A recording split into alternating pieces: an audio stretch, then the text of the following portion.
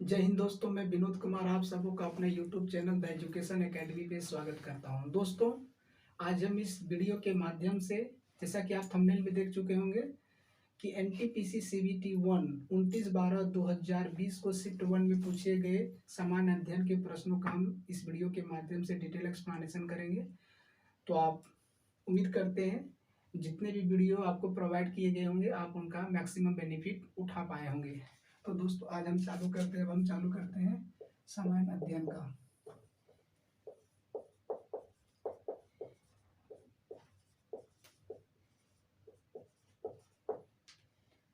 सामान्य अध्ययन का डिस्कशन हम चालू करते हैं। देखिए, क्वेश्चन नंबर 8 आपसे पूछा गया, यानी क्वेश्चन नंबर 8 यानी सामान्य अध्ययन के लिए हम क्वेश्चन नंबर 8 देंगे। क्योंकि आप अगर आपके पास अलग अलग सेट में जाएगा तो आप कंफ्यूजन नहीं हो जाएंगे। वो क्वेश्चन नंबर 8 से रहेगा, क्योंकि साइंस का 7 था तो ये 8 था, तो इस तरह से रहेगा। इसे आप 1 समझेंगे। तो पूछ रहा है कि यूनेस्को द्वारा सांची स्तूप को विश्व धरोहर स्थल कब घोषित किया गया। तो सबसे पहले हम लोग समझेंगे यूनेस्को है क्या।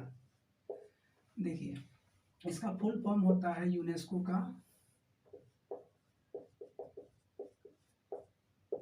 यूनाइटेड नेशंस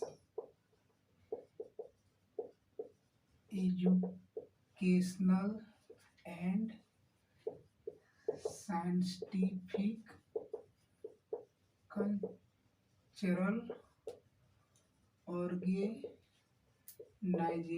इसकी स्थापना जो हुई थी वो 16 नवंबर 1945 ईस्वी को हुआ था। कहाँ हुआ था? यूनाइटेड किंगडम में हुआ था, यानी लंदन में इसका स्थापना हुआ था। लेकिन इसका पूछेगा हेड क्वार्टर कहाँ है, मुख्यालय कहाँ है, तो अपन आएंगे पेरिस। पेरिस कहाँ है? फ्रांस की राजधानी है पेरिस, आप जानते हैं। लेकिन भारत 1946 में इसमें शामिल हुआ था। ठीक है, ये इसका उद्देश्य क्या है? शिक्षा,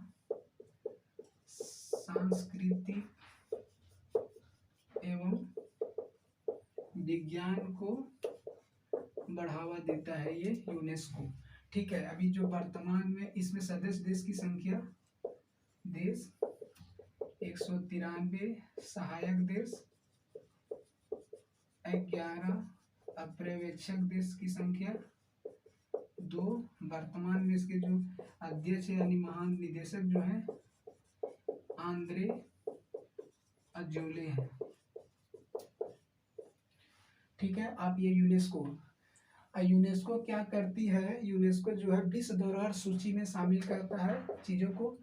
तो टोटल भारत के 40 स्थल हैं जो विश्व धरोहर सूची में है। ये क्वेश्चन नहीं पूछा गया था, हमने इसके बारे में डिटेल बोला। तो कौन सा ईस्वी में बोला? तो टोटल भारत में 40 है। आप में उसमें से 32 जो है नेचुरल यानी प्राकृतिक, 7 जो है वो कल्चरल यानी सांस्कृतिक, और एक है मिक्स्ड यानी मिक्सिड। इसमें कौन है? कंचनजंगा, सिक्किम का कंचनजंगा।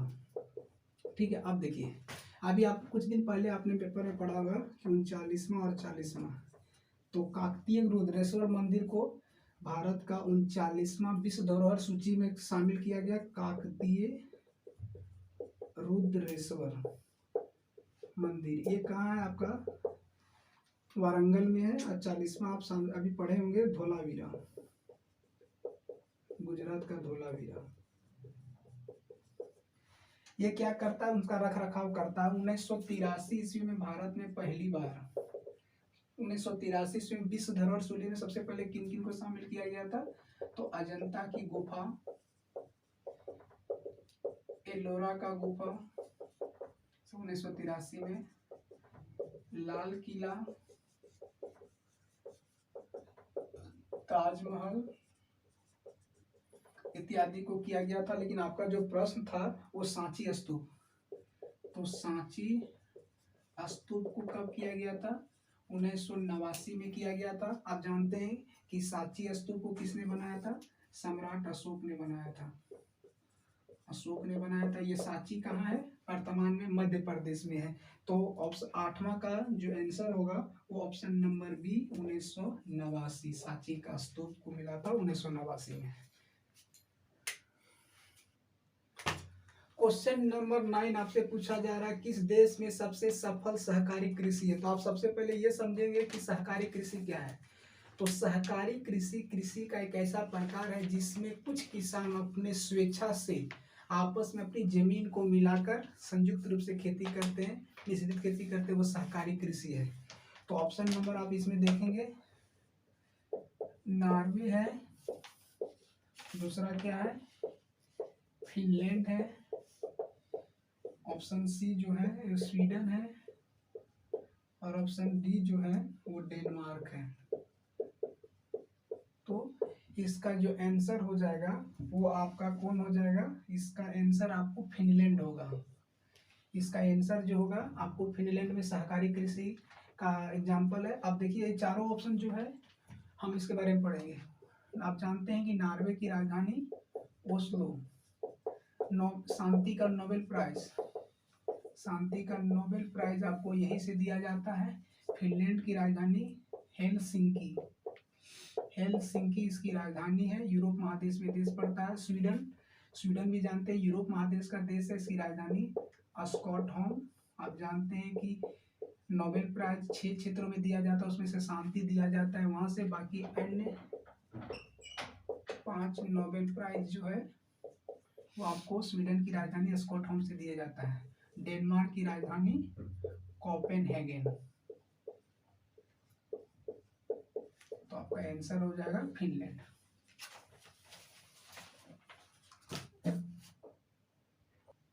दोस्तों सॉरी, इसका आपका जो प्रश्न पूछा गया था किस देश में सबसे सफल सहकारी कृषि है, तो उसका आंसर आपका डेनमार्क हो जाएगा।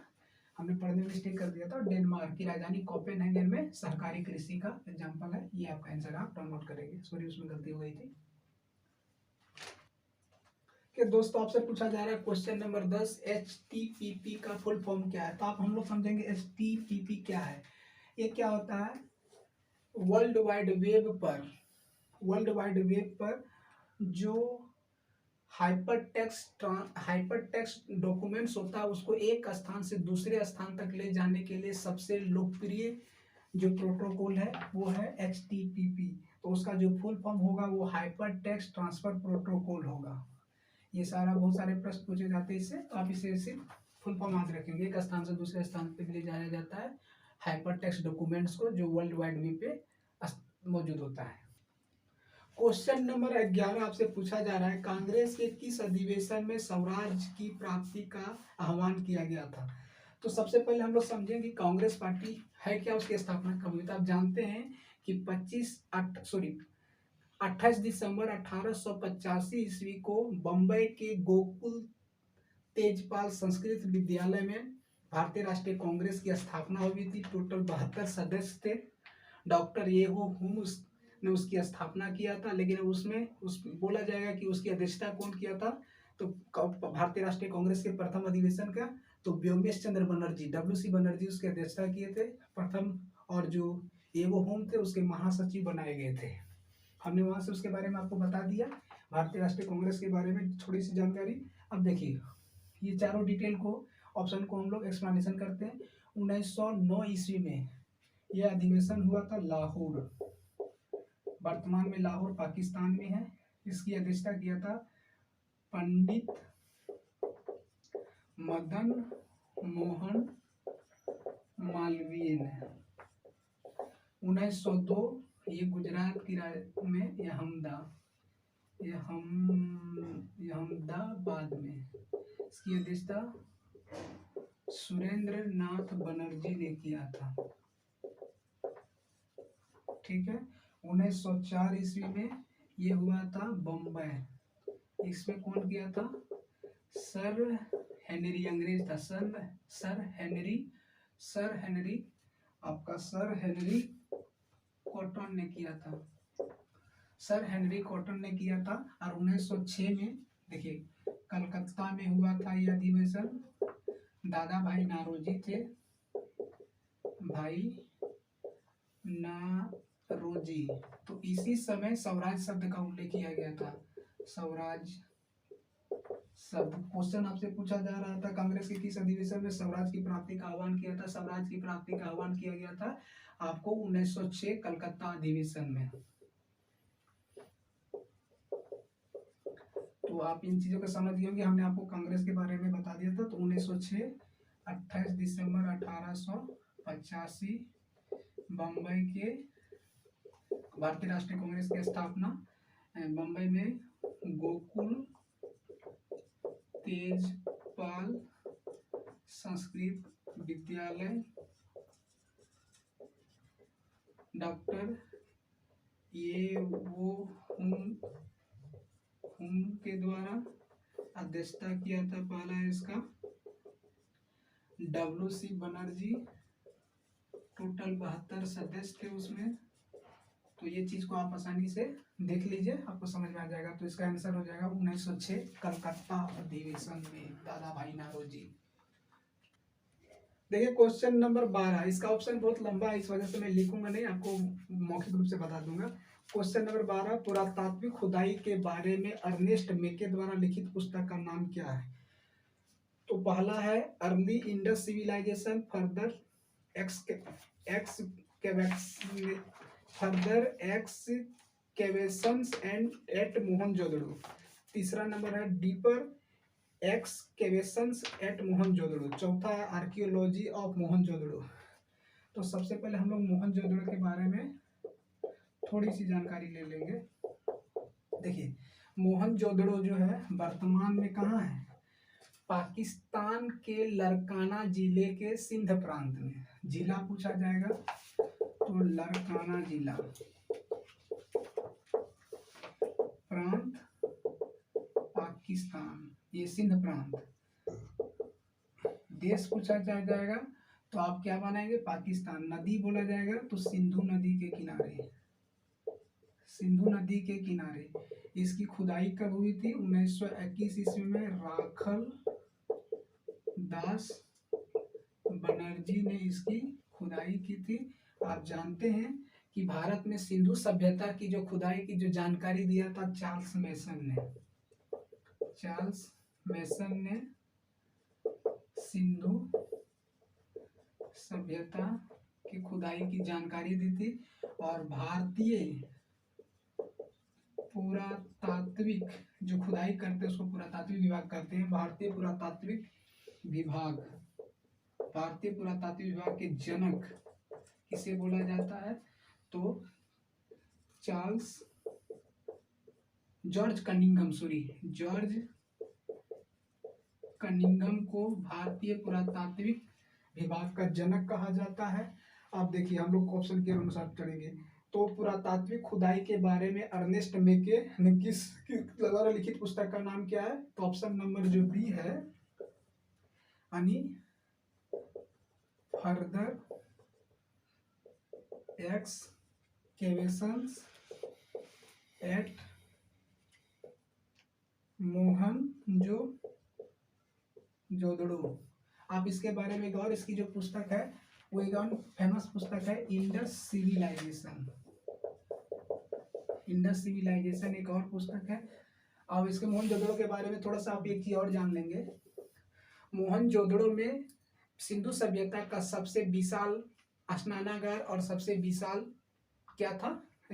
स्नानघर था। विशाल अन्नागार और विशाल स्नानागार। तो विशाल स्नानागार जो था वो सबसे बड़ा भवन या इमारत था। मोहनजोदड़ो का अर्थ होता है मृतकों का टीला। अब पूछा जाएगा कि मोहनजोदड़ो से क्या क्या प्राप्त हुआ है? तो मोहनजोदड़ो से हमें सूती वस्त्र प्राप्त हुए हैं, पुरोहित, चौड़ी सड़क, ठीक है, विशाल स्नानागार, विशाल अन्नागार, ये सब सारे चीजें हमें मोहनजोदड़ो से प्राप्त हुए हैं। इस क्वेश्चन को आप देख लेंगे, ऑप्शन नंबर 20 का आंसर होगा। क्वेश्चन नंबर 13 पे ध्यान देंगे। क्वेश्चन नंबर 13 बोला जा रहा है, पूछा जा रहा है, जापान में जापान के सम्राट अकिहितो द्वारा राजगद्दी के त्याग के साथ शुरू हुए सामाजिक युग यानी इंपेरियल इरा को किस नाम से जाना जाता है? तो हम पहले जापान के बारे में छोटी सी जानकारी लेंगे। जापान क्या है? जापान एक देश है जो एशिया महादेश में पड़ता है। जापान की राजधानी टोक्यो, एशिया महादेश में है ये। होसो द्वीप पे है जापान, होसो द्वीप पे है जापान।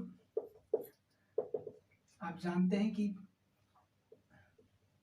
1945 ईस्वी में 6 अगस्त 1945 और 8 अगस्त 1945 को जापान के हिरोशिमा, और 8 अगस्त को नागासाकी पे परमाणु बम अमेरिका ने गिराया था।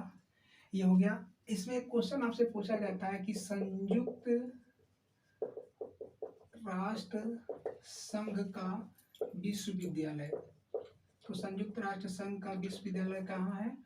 टोक्यो में। इसके वर्तमान जो पीएम है वो फोशियो, उसके जो वर्तमान पीएम है फोशियो कोसुदो वर्तमान पीएम है। इनके जापान के पूर्व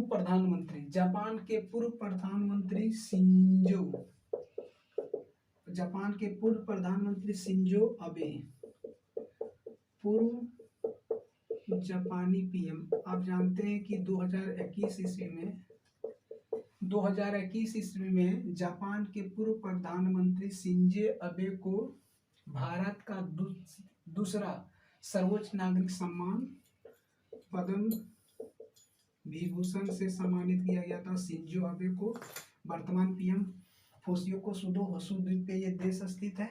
तो इसमें आपसे क्वेश्चन पूछा जा रहा था कि जापान के सम्राट टोकिहितो द्वारा राजगद्दी के त्याग के साथ शुरू हुए नए सामाजिक युग को किस नाम से जाना जाता है? जो साम्राज्यिक युग है, इंपीरियल युग। तो ऑप्शन नंबर जो सी है, ऑप्शन नंबर ये है सावा, ऑप्शन बी है ईदो, ऑप्शन सी है रीवा, ऑप्शन डी है हेसेई।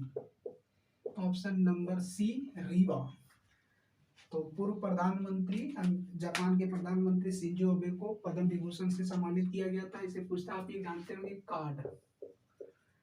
इसमें 4 सदस्य होते हैं। एक भारत है, अमेरिका है, जापान है और ऑस्ट्रेलिया इसके सदस्य हैं। ये पिछले बीपीएससी में ये प्रश्न पूछा गया कि कार्ड में शामिल सदस्य देशों की कौन है? 4 तो था, भारत, अमेरिका, जापान, ऑस्ट्रेलिया। तो आप इसका देख लेंगे। आंसर है आपका रीवा।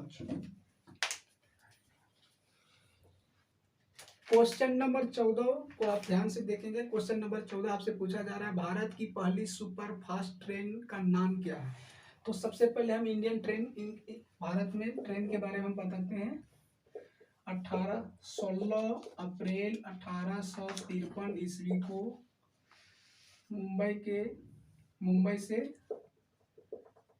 थाने के बीच में 34 किलोमीटर ट्रेन चली थी, ब्लैक ब्यूटी के नाम से। उस समय भारत का गवर्नर जनरल कौन था?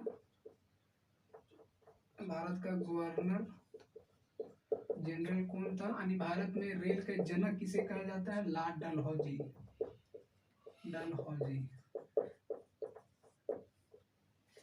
16 अप्रैल को रेल दिवस के रूप में मनाया जाता है। 10 से 16 अप्रैल को रेल सप्ताह के रूप में मनाया जाता है। और रेलवे बोर्ड की संख्या वर्तमान में 21 है और जो जोन की संख्या है वो वर्तमान में 18 जोन है। ये आप जान गए इसके बारे में। तो भारतीय रेलवे का जनक कहा जाता है लॉर्ड डलहौजी को। अब हम ऑप्शन से हम लोग देखेंगे। तो शताब्दी क्वेश्चन था कि भारत की पहली सुपर फास्ट ट्रेन का नाम क्या है? देखिए शताब्दी, ये शताब्दी ट्रेन 14 नवंबर 1988 ईस्वी को पंडित जवाहरलाल नेहरू के जन्म शताब्दी के अवसर पे भारत में प्रारंभ किया गया था। 14 नवंबर 1988 को राजधानी एक्सप्रेस जो था, वो राजधानी एक्सप्रेस आपको 1969 ईस्वी में लॉन्च किया गया था।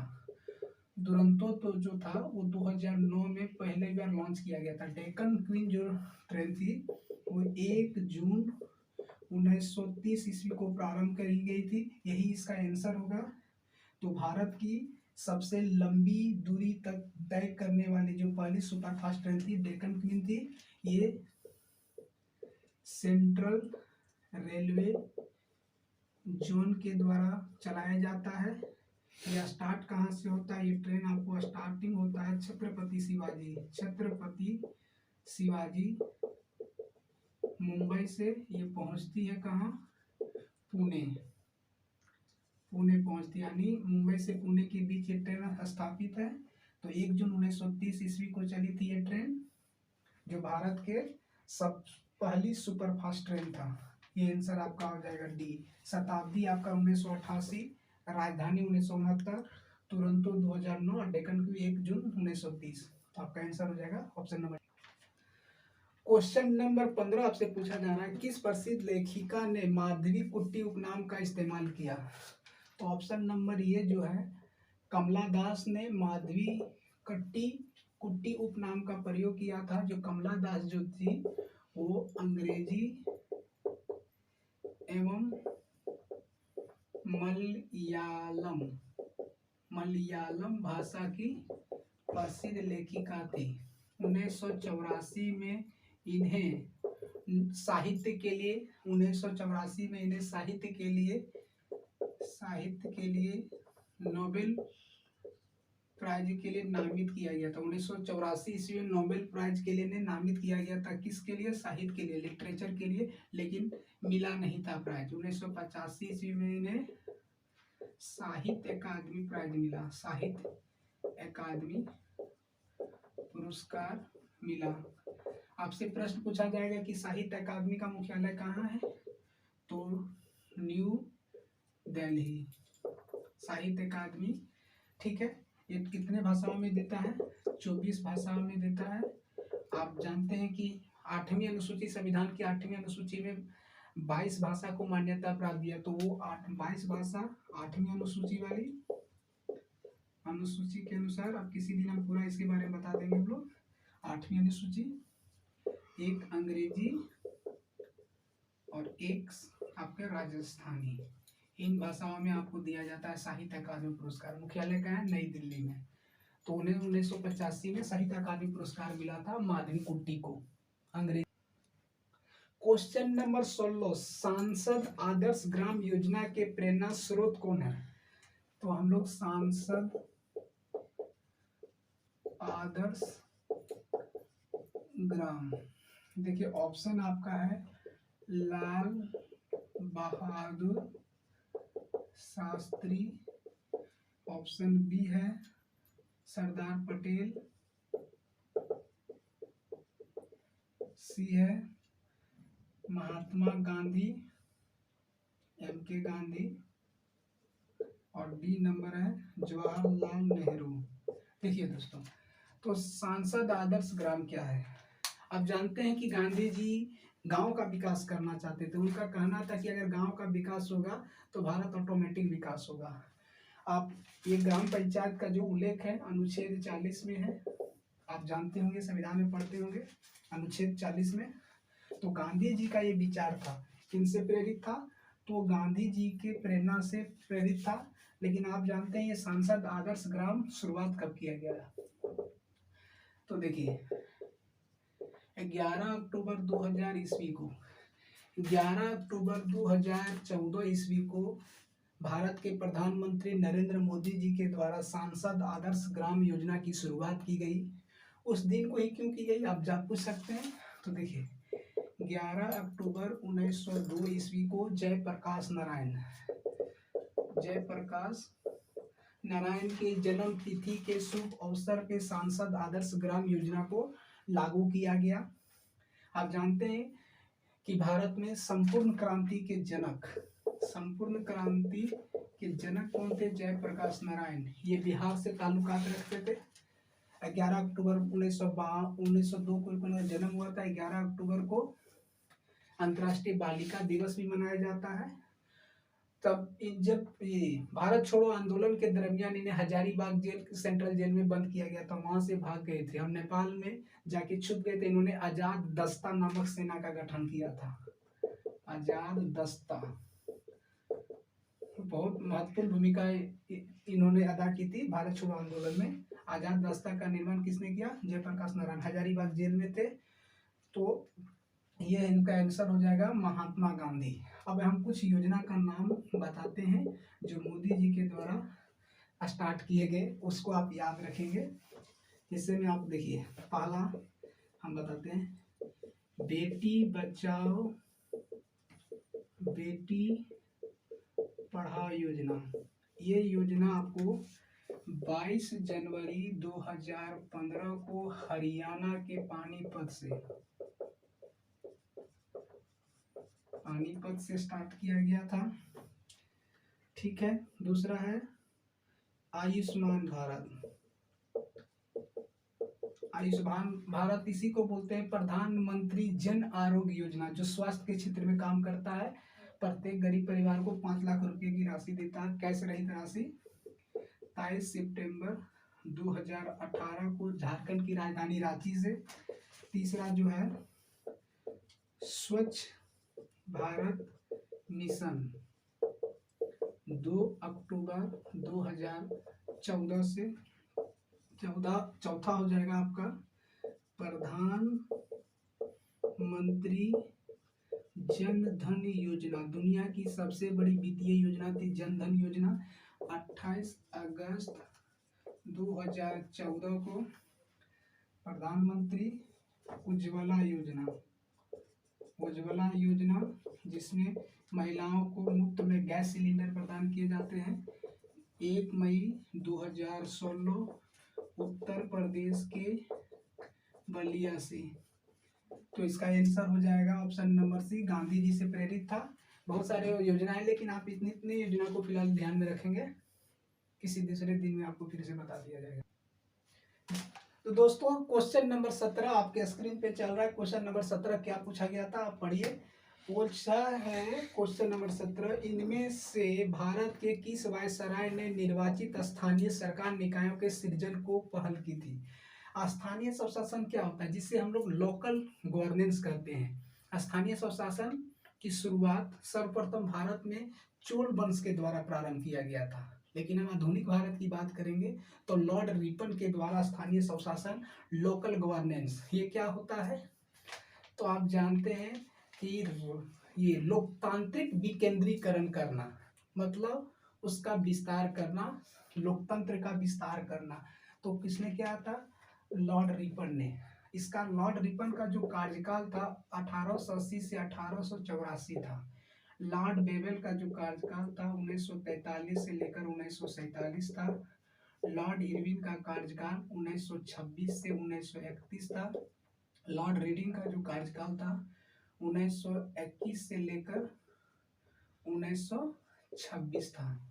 ठीक है, अब हम लोग बारी बारी से सबके बारे में देखेंगे। तो लॉर्ड रिपन आप जानते हैं कि स्थानीय स्वशासन के जनक भारत में। इन्होंने क्या किया था,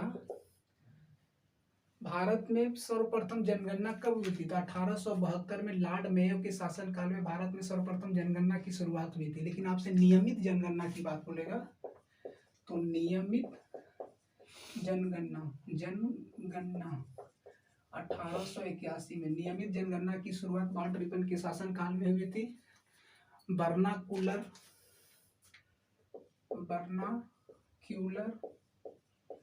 प्रेस एक्ट पे जो प्रतिबंध लगाया था लॉर्ड लिटन, उसको समाप्त किया गया। इल्बर्ट बिल पे भारतीयों को अधिकार दिया गया। प्रथम कारखाना एक्ट लागू किया। तो लॉर्ड रिपन के बारे में हम लोग जान गए। तो क्वेश्चन पूछा जा रहा था स्थानीय स्वशासन। अब लॉर्ड बेवेल के कार्यकाल देखिए 1943 से 1947। देखिए उनके शासनकाल का कुछ महत्वपूर्ण पॉइंट को हम देखेंगे। लॉर्ड बेवेल जो भारत के गवर्नर वाइसराय थे 1943 से 47, इस समय कैबिनेट मिशन पूछा जाएगा कि कैबिनेट मिशन जब भारत आया था उस समय यहाँ के गवर्नर जनरल कौन थे, वाइसराय कौन थे, तो लॉर्ड बेवेल थे। ऑप्शन नंबर सी है लॉर्ड इरविन। लॉर्ड इरविन के बारे में गांधी इरविन समझौता 1931 में, इन्हीं के शासनकाल में गांधी जी के द्वारा सविनय अवज्ञा आंदोलन की शुरुआत इन्हीं के शासनकाल में हुआ था। ठीक है, ये सब हो गया। और सुखदेव, राजगुरु और भगत सिंह को जो फांसी की सजा दी गई थी 23 मार्च 1931 को, इन्हीं के शासनकाल में दिया गया था। और आपका ये साइमन कमीशन साइमन कमीशन 1927 में भारत आया। उस समय भारत के वायसराय कौन थे? लॉर्ड इरविन थे। तो हमने उनके बारे में एक चीज और इनके बारे में पढ़ लेते हैं। 1929 में लाहौर पूर्ण स्वराज की मांग की गई थी पंडित जवाहरलाल नेहरू की अध्यक्षता में, लाहौर रावी नदी के तट पे। ऑप्शन नंबर डी जो है लॉर्ड रीडिंग, इनका कार्यकाल है 1921 से 26। तो इनके कार्यकाल में महत्वपूर्ण घटना क्या थी? तो आप देखिए निकाल लीजिए। 5 फरवरी 1922 ईस्वी को चोरी चोरा जो घटना घटी थी इन्हीं के शासनकाल में घटित हुई थी। और 1927 ईस्वी में आप जानते हैं कि भारत में एक नई पार्टी का निर्माण हुआ था, स्वराज पार्टी की स्थापना हुई थी मोतीलाल नेहरू और चित्तरंजन दास के द्वारा। तो ये लॉर्ड रीडिंग के शासनकाल का था। आप इन सारी चीजों का देखेंगे तो लॉर्ड रिबन इसका आंसर हो जाएगा। तो दोस्तों क्वेश्चन नंबर 18 आपसे पूछा जा रहा है, रूर क्षेत्र का निम्नलिखित, मतलब रूर क्षेत्र किसके लिए प्रसिद्ध है? वहां पे कौन सा ऐसा औद्योगिक क्षेत्र है? वो पूछा था आपसे क्वेश्चन। रूर क्षेत्र निम्नलिखित का सबसे महत्वपूर्ण औद्योगिक क्षेत्र है। तो ये रूर क्षेत्र है कहाँ? तो रूर क्षेत्र मतलब होता है काला प्रदेश।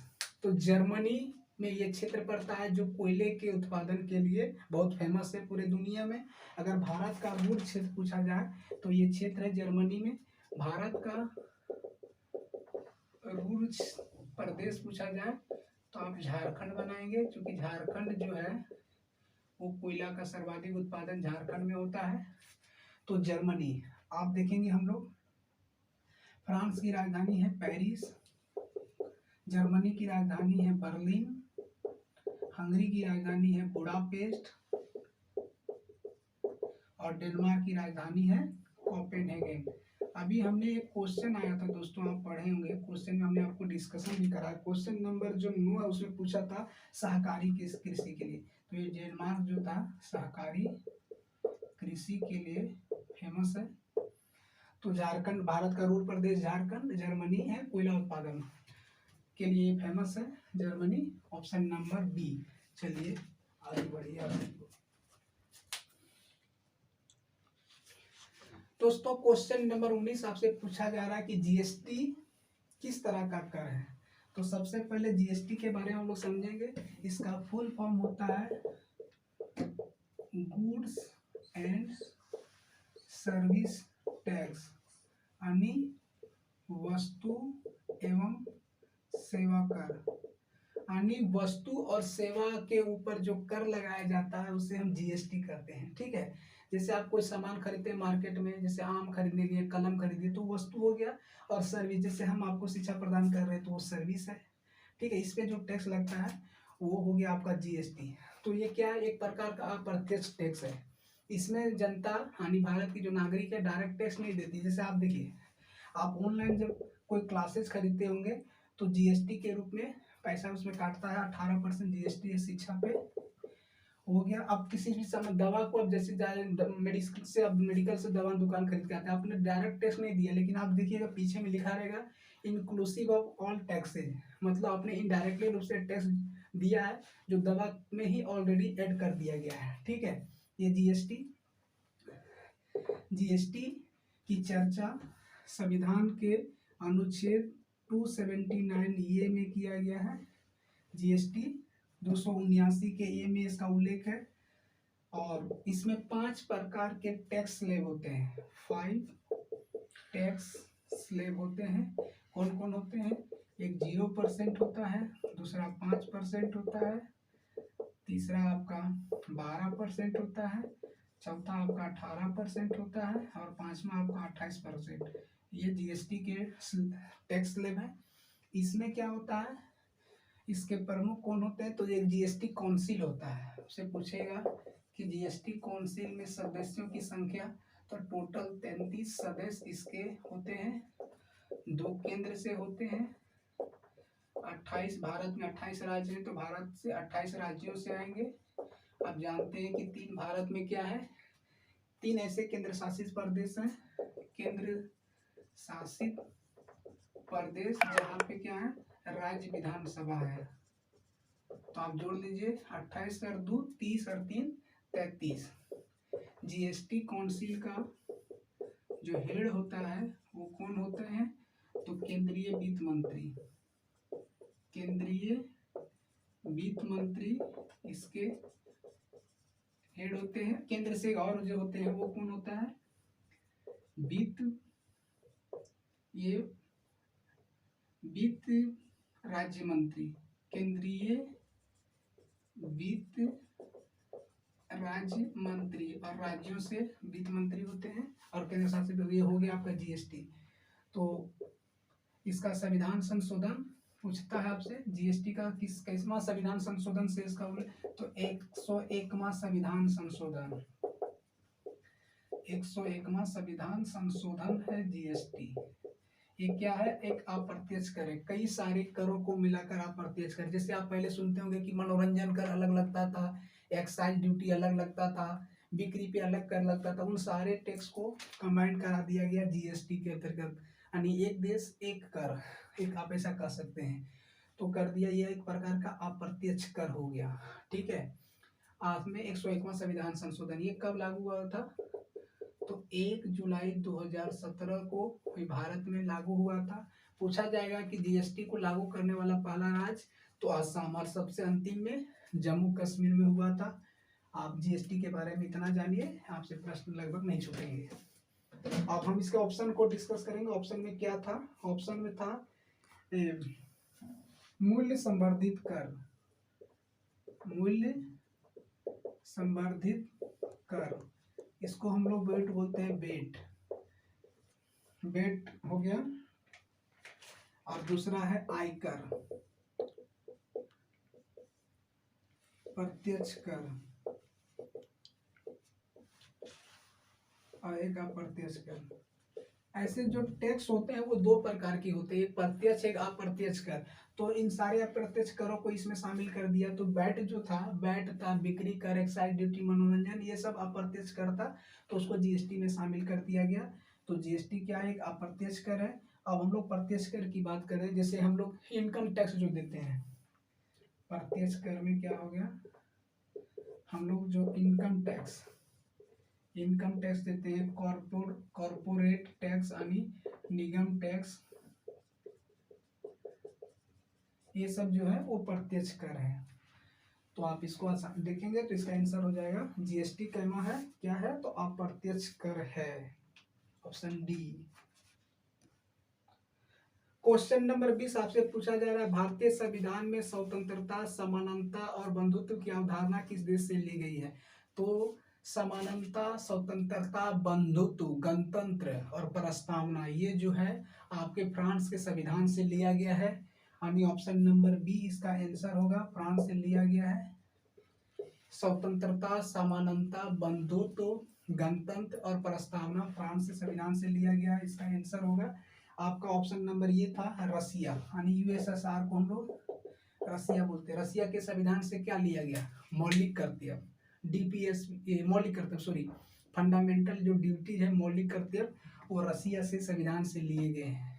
ठीक है, और जो प्रस्तावना में 3 प्रकार के न्याय है, सामाजिक, आर्थिक और राजनीतिक न्याय, ये वहीं के संविधान से लिया गया है।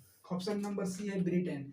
तो आप जानते हैं कि ब्रिटेन से क्या क्या लिया गया है, तो ब्रिटेन से एकल नागरिकता हो गया, ब्रिटेन से लिया गया है। संसदीय प्रणाली, विधि का शासन, ये आपका ब्रिटेन से, इससे आपका था समानता, स्वतंत्रता एंड बंधुत्व। आपका आंसर था रसिया से मौलिक कर्तव्य। हमने आपको डिटेल बता दिया लेकिन लिखेंगे कम। ऑप्शन नंबर डी आपको पूछा जा रहा है जापान। तो जापान के द्वारा क्या, विधि द्वारा स्थापित प्रक्रिया, विधि द्वारा स्थापित प्रक्रिया है, आपको जापान से लिया गया है। ऑप्शन नंबर क्वेश्चन नंबर 21, 1857 के विद्रोह के दौरान भारत में ब्रिटिश महिलाओं को समर्पित एक पेंटिंग इन मेमोरियम किसने बनाई थी? तो ऑप्शन नंबर ये है जॉन डेनियल, थॉमस जॉन बर्कर, फेलिस बीटो, और ऑप्शन नंबर डी है जोसेफ नेटल नोएल पेटन। तो ऑप्शन नंबर जो डी होगा वो जोसेफ नोएल जो पेटन है वो इसका आंसर होगा। अब देखिए हम लोग सबसे पहले 1857 की क्रांति के बारे में समझेंगे। तो देखिए 1857 की क्रांति का आखिर तत्कालीन कारण पूछा जाए क्या कारण था, तो आप जानते हैं कि चर्बी भरी कारतूस जो था वो उसका तत्कालीन कारण था। स्टार्ट कब हुआ था? 10 मई 1857 को। उसका प्रतीक क्या था? कमल एवं रोटी उसका प्रतीक था। ठीक है। 1857 की क्रांति के समय भारत का जो गवर्नर जनरल था वो था लॉर्ड कैनिंग। 1857 के संग्राम के बारे में किसने क्या कहा था? तो 1857 के प्रथम को बीडी सावरकर ने स्वतंत्रता संग्राम का प्रथम संग्राम कहा था। आरसी मजूमदार ने कहा था कि ये ना ही स्वतंत्रता और ना ही ये मतलब ना ही स्वतंत्रता संग्राम का युद्ध था और ना ही स्वतंत्रता और ना ही स्वतंत्रता आंदोलन का संग्राम था। ठीक है, ये बोला था। आउट्रम ने क्या कहा था? वो बोला था कि अंग्रेजों के खिलाफ हिंदुओं तथा मुसलमानों का ये षड्यंत्र है, उन्होंने ऐसा कहा था। तो उनके बारे में हम लोग बता दिए। 1857 की क्रांति के बाद क्या हुआ था? ब्रिटिश ईस्ट इंडिया कंपनी जो थी अपने सारे शासन को अधिनियम को अपने तहत ले लेती, अधिकार को, और एक नया पद लाया जाता है भारत में, भारत सचिव, जो ब्रिटिश संसद का एक मंत्री हुआ करता था। और गवर्नर जनरल के पद को नाम को हटाकर वायसराय बना दिया गया। जो भारत का प्रथम वायसराय बने थे लॉर्ड कैनिंग था, जिन्होंने इलाहाबाद में घोषणा पत्र पढ़ा था 1 नवंबर 1858 ईस्वी को। दोस्तों आगे बढ़ेंगे हम लोग। क्वेश्चन नंबर 22 आपसे पूछा जा रहा है भारत का पहला सुपर कंप्यूटर कौन है? तो क्वेश्चन नंबर ऑप्शन नंबर ये, भारत का पहला सुपर कंप्यूटर परम 8000 है। इसे सीडेक कंपनी के द्वारा बनाया गया था। Centre for developing advance computing computing of ये कंपनी सीडेक कहाँ पे है? पुणे में इसके द्वारा बनाया गया। तो वर्तमान में जो भारत का सबसे तेज सुपर कंप्यूटर है परम सिद्धि एल है। परम सिद्धि एल है। और सुगाकू दुनिया का सबसे तेज सुपर कंप्यूटर है सुगाकू। ये कहाँ का है? जापान का है। तो पहला सुपर कंप्यूटर 8000 परम 8000। एक पूछा जाएगा अनुपम सीरीज के जो सुपर कंप्यूटर भारत में बनते थे सुपर कंप्यूटर, ये किसने बनाया था? तो BARC Bhabha Atomic Research Centre के द्वारा बनाया जाता था। क्वेश्चन नंबर 23 आपसे पूछा जा रहा है चिश्ती सिलसिला के सबसे महत्वपूर्ण शिक्षकों में से एक शेख मोइनुद्दीन चिश्ती की दरगाह कहाँ स्थित है? तो वो आपका है अजमेर में। ठीक है। तो भारत में चिश्ती संप्रदाय के संस्थापक थे आपका चिश्ती मोइनुद्दीन चिश्ती। ठीक है। अजमेर कहाँ पड़ता है? राजस्थान में। ढाई दिन का झोपड़ा भी कहाँ है? अजमेर में, जिसे किसने बनाया था? कुतुबुद्दीन ऐबक ने बनाया था। ठीक है। अब कुतुबुद्दीन ऐबक ने 2.5 दिन का झोपड़ा बनाया था। भारत में एकमात्र, चलिए ये हो गया। अब हम लोग ऑप्शन नंबर ए की ओर बढ़े, दिल्ली। तो आपने नाम सुना होगा निजामुद्दीन औलिया। निजामुद्दीन औलिया का जो दरगाह है, निजामुद्दीन औलिया का दरगाह आपका दिल्ली में, कश्मीर। कल्हण के द्वारा एक पुस्तक लिखी गई थी राज तरंगनी। कल्हण के द्वारा लिखित पुस्तक राज तरंगिनी में कश्मीर के इतिहास की चर्चा है। और फतेहपुर सीकरी में शेख सलीम चिश्ती का दरगाह है। तो जिससे प्रभावित होकर अकबर ने अपने पुत्र जहांगीर के बचपन का नाम सलीम रखा था। तो पूछता है कि सलीम बचपन का किसका नाम था? जहांगीर का। तो किनसे प्रभावित थे? शेख सलीम चिश्ती का दरगाह फतेहपुर सीकरी, अकबर उनसे काफी प्रभावित थे। तो इसका आंसर हो जाएगा अजमेर।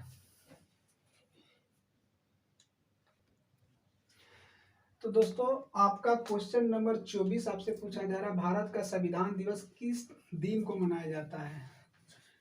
तो 2015 के पूर्व, ठीक है, भारत में 26 नवंबर को विधि दिवस के रूप में मनाया जाता था, लेकिन डॉक्टर भीमराव अम्बेडकर के 125वीं जन्म तिथि के अवसर पे मोदी जी ने यह घोषणा किया था कि 26 नवंबर को अब संविधान दिवस के रूप में मनाया जाता है। तो आंसर हो जाएगा 26 संविधान दिवस 26 नवंबर को, क्योंकि हमारा संविधान जो बनकर तैयार हुआ था, अंगीकृत हुआ था 26 नवंबर 1949 को, लेकिन लागू हुआ था 26 जनवरी 1950 को। क्यों?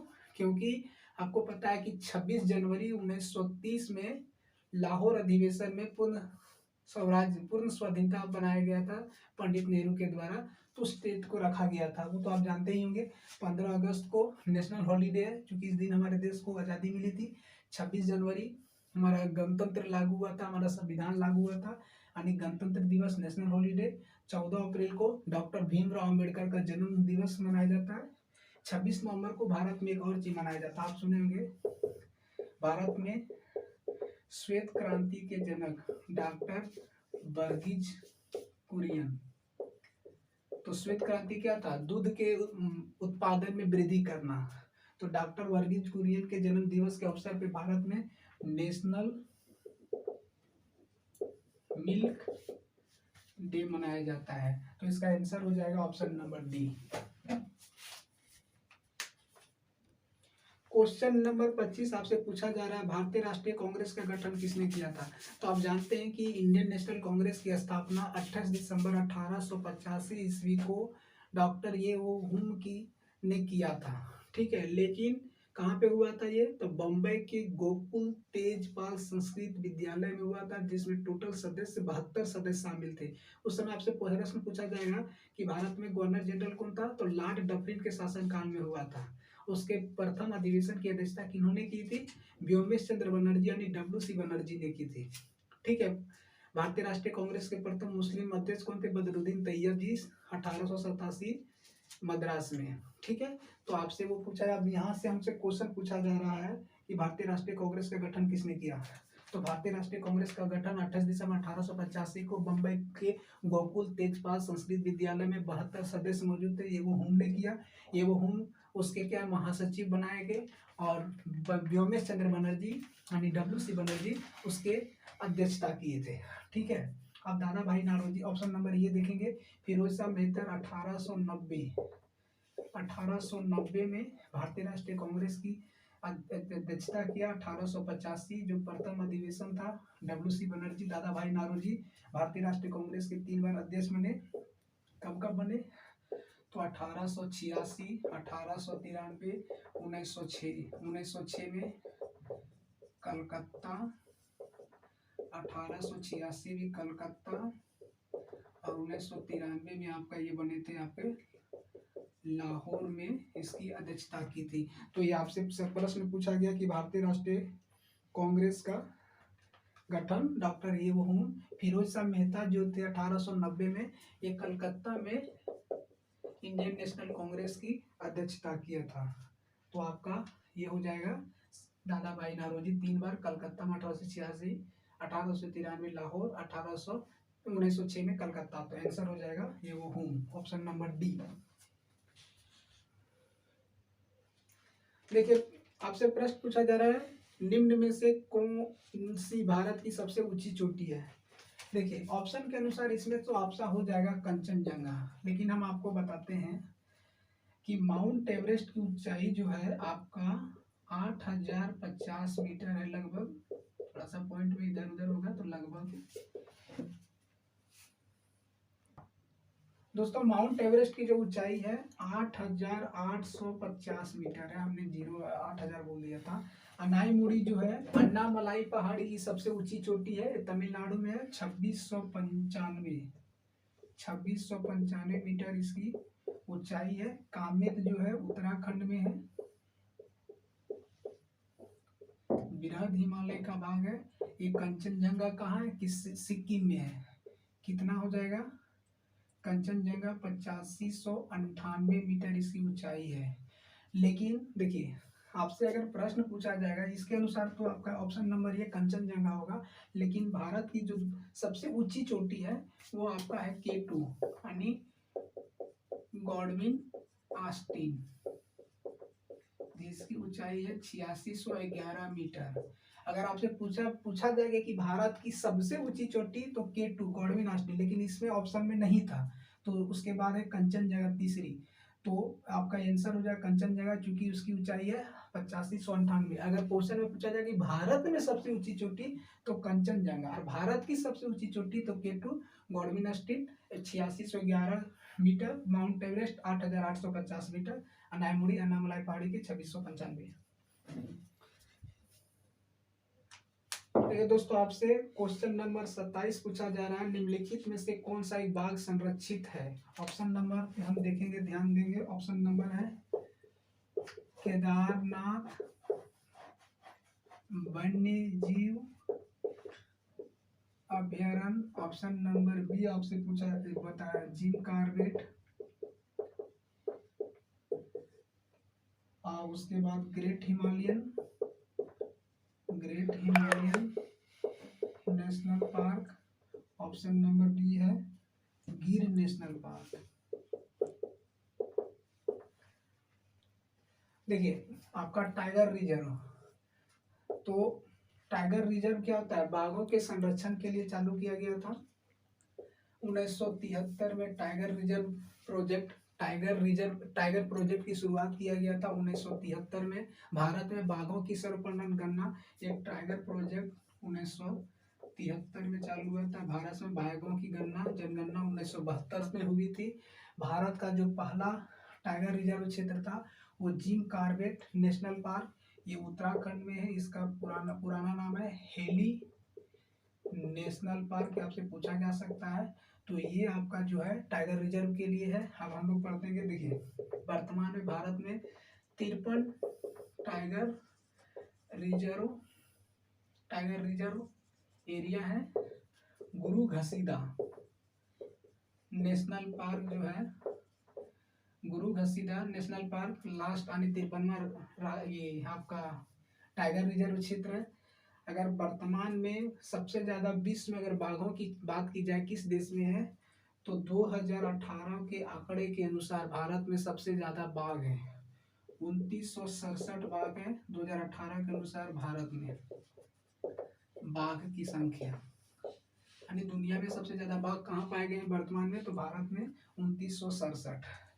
अब उसमें से 526 सबसे ज्यादा मध्य प्रदेश में और 524 दूसरे स्थान पे आपका पाए जाते हैं कर्नाटका में। तो भारत में बाघों का स्टेट टाइगर स्टेट बोलते हैं, टाइगर स्टेट बोला जाता है आपको मध्य प्रदेश को। अब देखिए ऑप्शन नंबर हम लोग सी में देखेंगे, ग्रेट हिमालय नेशनल पार्क, ये आपका हिमाचल प्रदेश में। गिर नेशनल पार्क गुजरात में है, जो एशियाई गिर के लिए फेमस है। क्वेश्चन नंबर लास्ट, तो क्वेश्चन नंबर 28 जो है वो पूछा है चंद्रयान 2 को लॉन्च करने के लिए किस लॉन्च यान का उपयोग किया गया था। तो इसका आंसर होगा GSLV MK3M1, जियो सिंक्रोनस लॉन्च व्हीकल, इसका फुल होता है जियो सिंक्रोनस लॉन्च व्हीकल MK3M1। तो अब हम लोग देखेंगे चंद्रयान प्रथम फिर चंद्रयान 2 के बारे में देख लेंगे। चंद्रयान प्रथम चंद्रयान 2, तो चंद्रयान प्रथम भारत का जो पहला चंद्रयान प्रोग्राम था वो 22 अक्टूबर 2008 को प्रक्षेपित किया गया था श्री हरिकोटा आंध्र प्रदेश में नेल्लोर डिस्ट्रिक्ट में है। उस समय इसरो कौन कर रहा था, इसरो, इसके हेड कौन थे, जी माधव नैयर, ठीक है। ये किससे किस